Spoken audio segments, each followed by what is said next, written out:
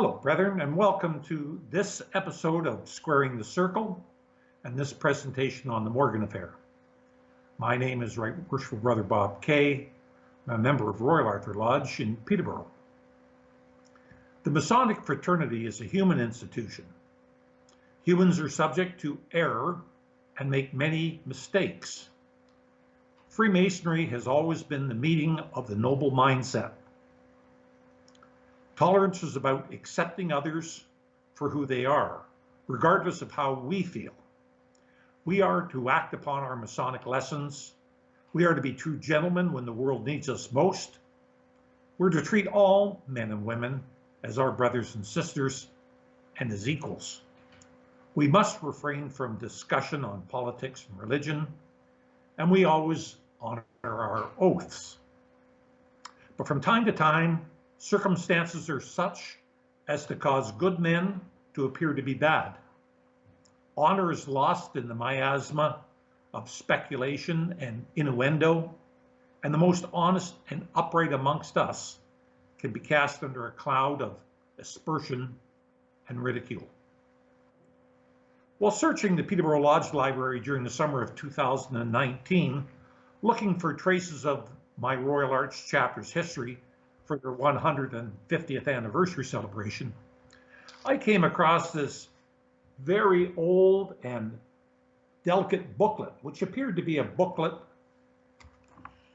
of the famous publication related to the Morgan Affair. It recalled to mind a reference to an article I had come across many years before, but which I believed to be at the time incredulous. This little book, now held in hand, piqued my curiosity, and I decided to dig in a little deeper to see what could be discovered about the man, the times, and what led to its publication. Here is the story that came out of that research, and like all good stories, there's bound to be some fact mixed in with the fiction. In March of 1798, a New England minister named Jedediah Morse preached a sermon against Masonry based on a Scottish book titled Proof of a Conspiracy Against All the Religions and Governments of Europe Carried On in the Secret Meetings of Freemasons, Illuminati, and others. Morse was a well-known author, educator, geographer, also the father of Samuel Morse, later to gain notoriety as the inventor of the Morse Code. But he was also party to the Illuminati conspiracy theory, which was a movement at the time and which attempted to bring all secret societies into disrepute. The book had confused several dissimilar organizations and made outrageous statements not based on fact. Nonetheless, the Reverend Moore repeated these charges in his sermon and then printed them in a pamphlet which was widely circulated in the New England area. Other ministers followed Morse's lead and organized an anti-Masonic crusade. As early as 1809, the Quakers warned their members not to join Freemasonry. In January 1821, the Pittsburgh Synod of the Presbyterian Church condemned Freemasonry as unfit for professing Christians. And 2 years later, the General Methodist Conference prohibited its clergy from becoming Masons. We must realize that many good and honest men believed that they had reason to fear and oppose Freemasonry. When a body of men are known to meet behind closed doors, are known to have taken secret oaths, have threatened their members with horrific penalties if they waver from their promises, all while having those same members holding some of the most important posts in the government, they saw a menace to their own ideals of democracy. Perhaps more significantly, many clergymen resented the universal nature of Masonry with its acceptance on an equal basis of not only all Christian denominations, but all non-Christian denominations as well. To them, these societies were definitely unchristian and therefore anti-Christian. Please remember that I had been talking about the first quarter of the 19th century, the 25 years leading up to the appearance in our midst of one Captain William Morgan, the key figure in today's discussion. You can therefore appreciate that the anti-Masonic excitement of the following 20 years was not necessarily brought about by the uproar of the Morgan affair, or any more than the World War I was caused by an assassination in Sarajevo, or World War II caused by the attack on Pearl Harbor. These events may have been triggers which set off a chain of cascading events, but there was definitely a climate of existing which made it possible for these triggers to be so explosive. And thus we come now to the person known as William Morgan. On September 12, 1826, William Morgan, who had falsely claimed to have been a Freemason, disappeared from the village of Batavia in upstate New York. Morgan had threatened to publish, and actually did cause to be published, what he purported to be the true secrets of the degrees of Freemasonry. The clamor against Freemasons resulting from his disappearance tore at the very fabric of the young American nation. People declared that he was murdered by the Masons, while defenders of the craft asserted that his disappearance from Batavia had nothing to do with them. In any case, the repercussions shook Masonry to its foundations throughout the United States, and they could also be felt in Canada. Lodges were suspended all over the country, and the anti-Masonic movement even rose up to contest the United States presidential election. Bitter family and community strife resulted, and Masons throughout the nation were abused and maligned. Years later, a monument to Morgan was erected at Batavia, New York, by anti-Masons. It was proposed by Thomas A. Knight of Brecksville, Ohio, in his book, The Strange Disappearance of William Morgan, that Morgan was not murdered, but voluntarily permitted himself to be removed from Batavia by the Masons, and then later accepted sums of money to move to a foreign land where he could comfortably live the rest of his life in obscurity. The following presentation about the Morgan affair is drawn from a number of sources: Mr. Knight's fascinating story, various written publications, web postings, as well as the Canadian Mason newsletter of 1937. And I believe it will be of great interest to all watching today. William Morgan was born near Richmond, Virginia in 1774. He was a stonecutter, bricklayer by trade, and a heavy drinker by profession. He was supposed to have been an officer in the United States Army for some years, attained the rank of captain, and fought in the War of 1812. At the age of 44, he married Lucinda Pendleton, the 16-year-old daughter of a Richmond clergyman. They came to settle in Upper Canada, where he operated a brewery in the city of York, now Toronto, for about 3 years, during which time the family made their home in Richmond Hill. The brewery was eventually destroyed by fire, and Morgan, seeing no other local opportunities for himself, moved his family to Rochester, New York. It was there that he met and befriended one David Cade Miller, a well-known Batavia newspaper editor and publisher, who was later to reveal himself as an evil and most dangerous character. This friend Miller claimed to have received the entered apprentice degree in an Albany, New York lodge, but the local Batavia brethren would not believe him or accept him. Morgan himself then professed to be a master mason, but seemed to possess little knowledge of the craft. Morgan, with the help of Miller, went to live in various towns in upstate New York, ostensibly to follow the trade of bricklayer, but actually spent the majority of his time haunting the pubs and taverns of the Genesee Valley.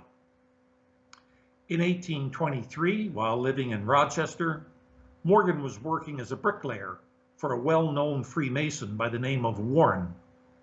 While employed by Warren, William Morgan managed to convince him that he was a Freemason and pressured him to finally sponsor him into the local lodge. He then joined another lodge in Leroy, New York, and finally back in the town of Batavia. In each of these lodges, he had claimed to have been made a Mason while living in Canada, while he stated the degree work was taught differently than in the United States. It was this lie which enabled him to explain his struggle with satisfying a board of trial. The only degree in Freemasonry that William Morgan ever received that can be proven was that of the Holy Royal Arch degree, which he received on May 31st, 1825, in a chapter at Leroy, New York. Morgan made a habit of talking openly about Freemasonry to anyone who would buy him a drink or listen to him, and he became well known by many Masons for breaking his sacred oath. In many ways, he was a dissolute scoundrel. He was small in stature, he was bald and had conspicuous double teeth in the front that made him quite recognizable. He possessed a vicious temper, especially when drinking, which was most of the time. He was an immoral, degraded debaucher, yet he was clever enough to cause an upheaval unparalleled in modern Masonic history. It was during the forming of a new Royal Arch chapter in Batavia when suspicion began to grow as to Morgan being a legitimate Freemason. There were several brethren that had their doubts, and those doubts, along with him neglecting his family, his lack of paying back financial debts, being arrested and jailed on numerous occasions, theft, and his propensity to drunken habits, was enough for the brethren to object to him being part of the constituting of a new Royal Arch chapter. They had his name removed from the petition, and he found himself suddenly becoming an outsider to not only his chapter, but also to his lodge. Naturally, William Morgan was quite unhappy about this turn of events, and a number of quarrels ensued between himself and the brethren. The final nail was driven home when he was openly excluded from employment in the building of a new Masonic temple in the area. In a fury, he sought revenge, and he and his friend Miller concocted a plan to publish a so-called expose of Masonry. It was thus Morgan set about becoming a traitor to himself, to God, and to Freemasonry. He boasted he would prepare a manuscript revealing all the signs and secrets of the Masonic degrees. The Masons of the time should have properly ignored him, but instead, in their zeal and fervor, ended up making him a martyr in the eyes of the uninitiated. The wily publisher Miller was purported to have promised Morgan 1/4 of all the profits for the rights to the finished manuscript, which he was prepared to print, publish, and market. A huge amount of money to anyone at the time, but hugely attractive to the destitute bricklayer. Trouble began when Miller became dissatisfied with the manuscript, which Morgan was slow in providing. As a matter of record, Morgan could never have written out the degrees of Freemasonry because he lacked the basic knowledge, and instead he sought information from older exposés. One of several circulating around the New York area at the time caught his attention.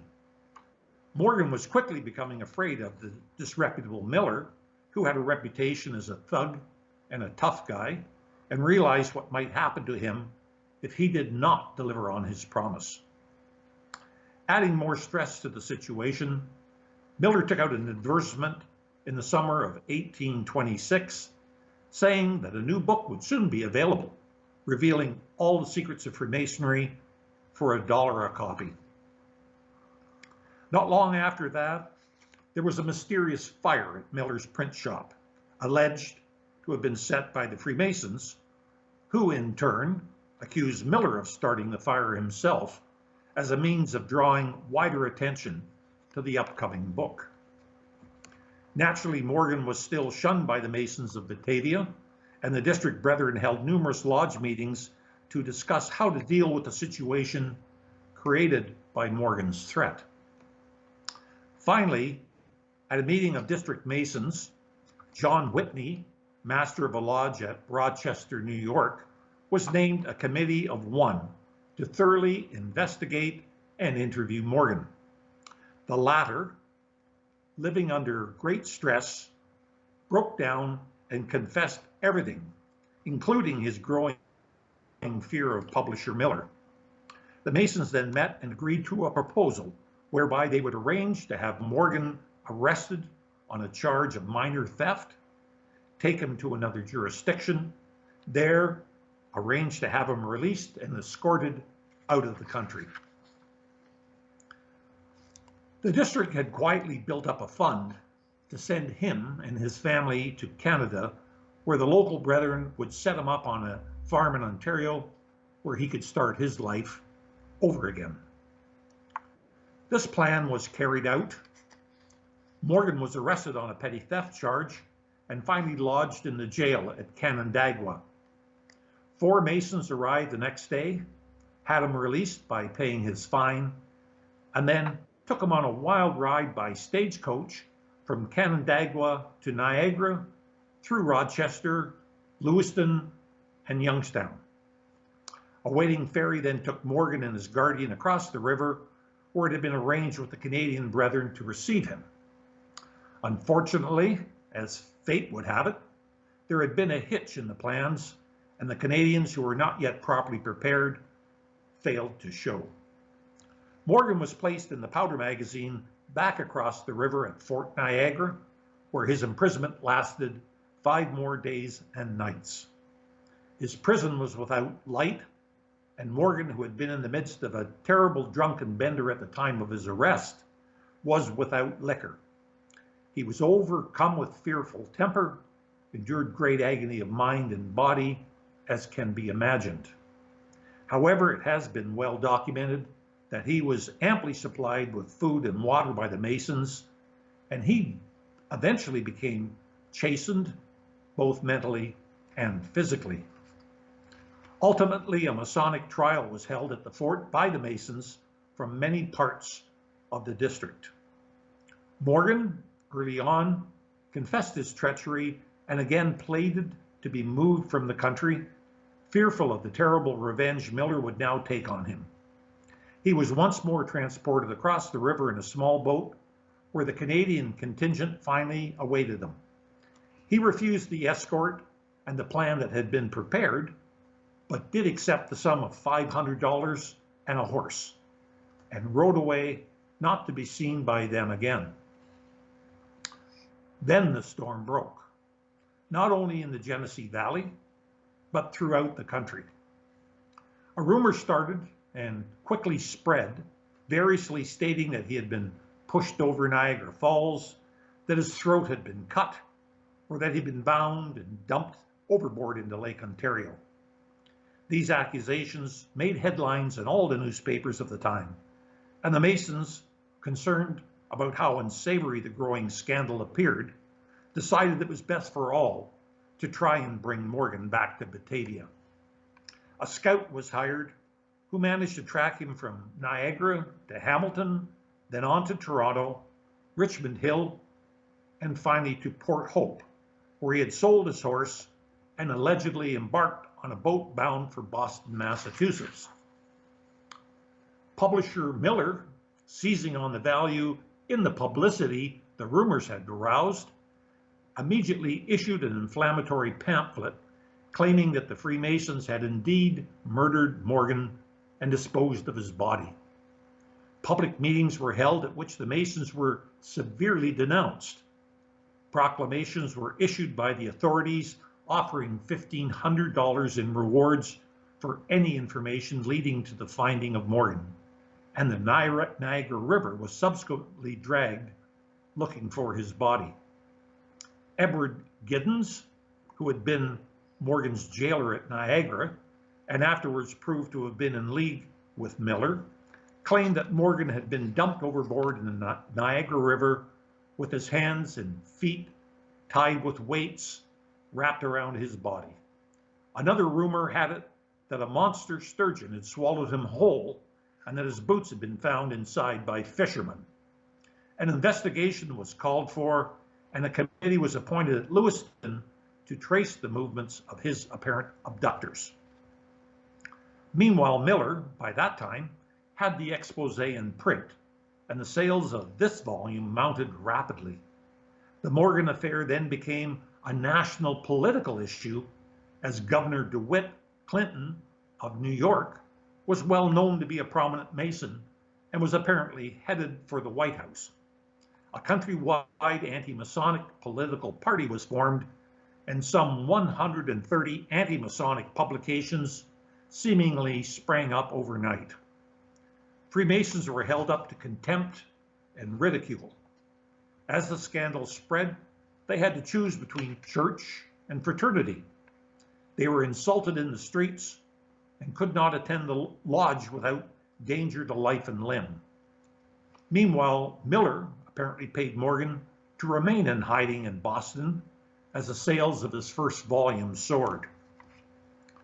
Further rumors about Morgan's disappearance continued to pop up. One story had it that Morgan was handed over by Masons to Chief Brant and his Mohawk Indians for torture, a story that was later proved groundless. However, finally a body was washed ashore from the Niagara River. Although this appearance occurred 13 months after Morgan's disappearance, the finding of a body was the one thing Miller had hoped for most. He, Mrs. Morgan, and others hastened to Carleton, a small town situated on the Niagara River, about 40 miles east of Fort Niagara, and demanded that the authorities display the body for identification. The request was granted, and the body was brought from darkness to light. It was that of a man in a highly putrid and decomposed state, so much so that its features were beyond recognition. However, a little bullying on the part of Miller and his right-hand man, one Thurlow Weed, caused the grieving widow to express her belief that the body was in fact the earthly remains of her poor husband. This man, Thurlow Weed, who would go on to become a notorious anti-Masonic politician, famously declared that this body was a good enough Morgan until after the presidential election. The jubilation of the anti-Masonic adherents, however, was short-lived. The hand of fate once more intervened. The voice of a woman who had been seeking the whereabouts of her missing husband, one Timothy Monroe, was finally heard. Timothy had left his home one day in Newcastle near Bowmanville in Upper Canada and had embarked in a small boat on the Niagara River. He never returned home, and his body had never been found. Evidently, when Mrs. Monroe and others were also given opportunity to view the body, there was enough objective evidence, however, about the corpse, such as clothing and personal effects, to satisfy them who it was. A coroner's inquest was held, and the verdict was that the body was that of Timothy Monroe, who was drowned in the Niagara River on the 26th of September, 1827. The corpse was taken back to Canada for burial. That should have been the end of it. However, the story of the Morgan affair did not quiet down, and the anti-Masonic movement continued to stir up public outcry, and a call for further investigation was demanded. No less than 20 grand juries were called, and the Freemasons, now the target of much unwanted public scrutiny, finally came forward and admitted that a misguided group of their members did, in fact, spirit William Morgan away in the night, but did not kill him. They revealed he had been given the $500 and set free in Canada. Consequently, 54 Masons were indicted for kidnapping, 39 were brought to trial, and Eli Bruce, the sheriff of Niagara, who was found to have assisted in the plot, was sentenced to 2 years in jail for his part in the affair. Nicholas Chesborough, master of Batavia Lodge, was given 1 year as the organizer, and 8 others received various jail terms of between 30 days to 24 months. It was alleged that the juries were heavily loaded with anti-Masons, but as a matter of record, no single defendant was found guilty of more than a misdemeanor in all the trials over a period of several years. Thus, it was never declared that a Mason of any jurisdiction had been party to the crime of murder. Nevertheless, it was the worst blow to befall Masonry in its history on the American continent. It split family, church, and fraternal life. It was a fever that had to run its course. Severe persecution was suffered by true Masons, who now had to meet clandestinely. Membership in many lodges was sadly decimated. Hundreds of charters were surrendered by lodges throughout the country, and in New York State alone, membership fell from 30,000 to 3,000. In 1827, 227 lodges were represented in the Grand Lodge of New York. By 1835, that number had dwindled to 41. Every lodge in the state of Vermont surrendered its charter or became dormant, and its Grand Lodge, for several years, ceased to hold its annual sessions. Similar situations existed in Pennsylvania, Rhode Island, Massachusetts, Connecticut, and in lesser degrees in several other states. One newspaper reporter of the time eloquently wrote, "The Masonic temple has been cleft in twain, its brotherhood scattered, its trestle board without work, its working tools shattered." Batavia Lodge, at the epicenter of the affair, remained dormant for 18 years. There were many fine examples of Masons who remained loyal to their Masonic principles, but regardless, in some states, Masonry almost disappeared altogether. It wouldn't be until after 1840 that Masonry in the northern United States and parts of Canada began to come back to light once again. The damage had been horrific, but Masonry eventually came out of the affair stronger than ever. This anti-Masonic spirit of hate and vindictiveness found expression in the Morgan Monument at Batavia. It is a column crowned by a full-length figure of William Morgan and has earned the title among knowledgeable Masons of the time as a lie in granite and a graven fraud.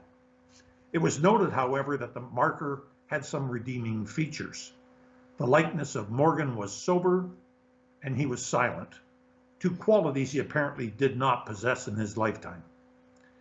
The inscription on one side reads, "Sacred to the memory of William Morgan, murdered by the Masons." It also declares that he was a martyr to the freedom of writing, printing, and speaking the truth. The monument was dedicated September 13, 1882. It cost $20,000 to erect, and there were 2,000 subscribers to the fundraising effort, mostly supported by the anti-Masonic Party. As to Morgan's subsequent movements, they remain somewhat shrouded in doubt.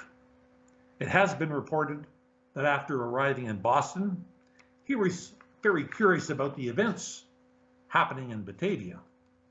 He wrote to Miller and wanted a larger share of the profits from the huge sales of the book, which would continue to grow only as long as he remained hidden from the public. Miller's agents apparently went back and forth several times from Batavia to Boston so that Morgan did receive some payment from his share of the proceeds. The Masons suspected his general whereabouts, but despite concerted efforts, were never able to actually locate him. During this time, his wife, hearing no news and believing him to be dead, left the area and evidently remarried. Nearly 2 centuries after his death, it is still difficult to find an impartial rendition of William Morgan's story. In the 19th century, several books were written and published by Masonic organizations that depicted Morgan variously as a drunk, a thief, and generally a man of low moral character. They denied that he was ever a Mason and that Masons had anything to do with his disappearance. In fact, they continued to stand upon the foundation that William Morgan was never murdered at all. This belief continues today, as can be read in many books and on many Masonic websites. However, there is also a preponderance of websites and publications that continue to foster the belief that Freemasonry has a sinister nature. It influences all facets of world politics, and its control rooted far deeper and wider than their public face would suggest. To these adherents, William Morgan was and continues to be a hero who died for free speech. Even the portraits of Morgan used by the two groups are different. Anti-Masonic groups tend to use a portrait depicting Morgan as a studious and refined gentleman, while Freemasons prefer a portrait of Morgan as a disgruntled old man in tattered clothes. After his disappearance, Morgan's book, Illustrations of Masonry, was published and republished, along with some bearing other titles, such as Morgan's Freemasonry Exposed and Explained, the volume which I found in our library. These publications, together with outrage over the light sentences given to the kidnappers, continued to fire up the wave of anti-Masonic sentiment that spread across the country. Thurlow Weed and others from the affair helped form the short-lived anti-Masonic Party and ran a candidate in the 1832 presidential election won by Andrew Jackson, who, as it turns out, was a Mason. In that election, the anti-Masonic Party carried the state of Vermont. The anti-Masonic Party was eventually absorbed by the Whig Party, which went on to become the present-day Republican Party of the United States. Now let's move to the epilogue. Like Freemasonry itself, the idea of the Morgan affair continues to give fuel to conspiracy theories in light of there being so few verifiable facts. No actual body has ever been positively identified as Morgan's. No real witness has ever come forward with concrete evidence. On some level, the Morgan affair was the first pop culture trial ever in the United States, with people eagerly awaiting news out of Batavia to know the next salacious detail of the trial. Often a person's viewpoint on the Morgan affair is colored by what that person thinks of the Masonic fraternity, and not what the facts of the case, at least those available, really are. However, further theories based on both fiction and fact have continued to be published, the most popular of which I will summarize for your consideration and judgment. The theory is as follows. Over the several years after his disappearance, Morgan had purportedly been seen alive in such exotic places as Smyrna in the Turkish Empire and in the Cayman Islands. New York Governor DeWitt Clinton, who in fact got elected to the U.S. Senate, offered a further $1,000 reward for information proving that Morgan was alive. It was, however, never collected.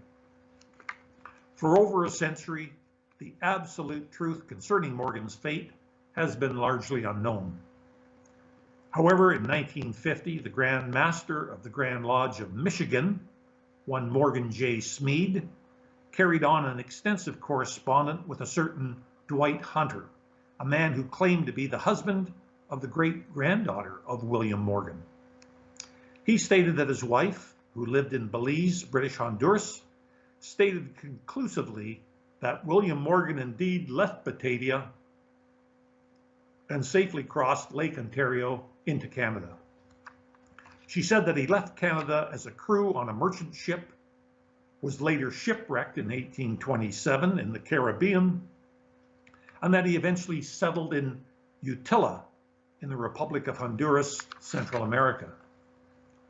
Hunter claimed Morgan, fleeing from the fear that Miller certainly needed him dead, was one of a crew of the American vessel Constance, shipwrecked off the coast of Cuba. The survivors were picked up by a fishing schooner named the Star and transported to the Cayman Islands. Two of the crew requested to stay in the islands rather than return home. One, James Wood Hunter, Dwight Hunter's great-grandfather, and a certain William Morgan. Morgan met and married a local girl named Catherine Ann Page, and they raised a family of 6 children. Morgan would disappear when vessels called at the island. His original excuse was he was going to hunt turtle eggs. Catherine's father became very suspicious over this behavior, assuming that the only reason a man would hide from outsiders in such a manner was if he was fearful of discovery, a fugitive from justice. One of Morgan's grandsons later reported some family history to Hunter that the reason Morgan avoided strangers was not because of some homicide in his past, but because of his actions in divulging Masonic secrets. It is said Morgan eventually died around 1864 and is supposed to be buried in an unmarked grave at his own request, which would now be hidden by the underbrush near his final home on Utila Island. This theory has never been proven nor disproven, but there is an actual gravestone on Utila marking the passing of one James Wood Hunter, supposedly Morgan's shipwreck partner. In an attempt to draw a proper conclusion to the story, I'd like to quote you some very eloquent passages published in the various New York newspapers from around the late 1800s. Like any other hysteria, the Morgan affair has passed. Passions wore themselves away. A few sturdy and brave men staunchly stood by. A few grand lodges with high courage and the strength of what is right never ceased to proclaim their allegiance to the principles of the order. Little by little, Freemasonry raised its head. One by one, lodges took heart. Brother by brother, craftsmen returned to their altars. Another reads, after a period following almost 20 years of more or less complete eclipse, the sun of Freemasonry shone again, and the world was treated to a spectacle that has been a heartening lesson to millions and will be to countless millions yet to be born anew at the sacred altar of Freemasonry. The strange sight of an order many had thought dead, suffering from uncounted thousands of stab wounds to the heart, coming again to life to grow and thrive and attract to it then, as it had in historic past, men of the highest character. And yet another, it is this that the craft of today can offer thanks to the great architect for the Morgan affair. Dreadful as it was to the men who lived through it, terrible in its consequences to the brethren who suffered, it demonstrated again, and it may be hoped and believed once and for all, that the underlying message of Freemasonry, its ancient landmarks, its foundation upon deity, and the 3 great lights, are together stronger than any evil, more lasting than any defaming slander, and more enduring than any human passions. Brethren, one important takeaway from this history lesson leads us directly back to our Masonic principles. You can be assured that there are a great many men out there, men that could fit well within our beloved craft, and are eagerly waiting to share in our timeless lessons. But we must always keep the lesson taught to us from the Morgan affair in mind, the importance of guarding the West Gate before offering these men our hands in brotherhood and our secrets in trust. So ends the Morgan affair for now. Brethren, before closing, I would like to formally thank Brother Danny McLaughlin for all the effort he's put into getting this web education format up and running. During this time of fraternal separation, it is the tireless work of brethren like him who continue to seek ways to bring us back together, to leverage the available technology to provide an educational Masonic respite and pry us away from the kitchen fridge and the endless Netflix binging. However, his efforts can only be truly beneficial if other brethren get behind it. If you feel you have it in you to contribute some content, please reach out to Danny. If you would like to see this series continue, tell all your friends and brethren about it, share it with your lodge secretaries, and ask them to subscribe. Thank you, Danny, for the opportunity to present my research today, and thank you all for listening in.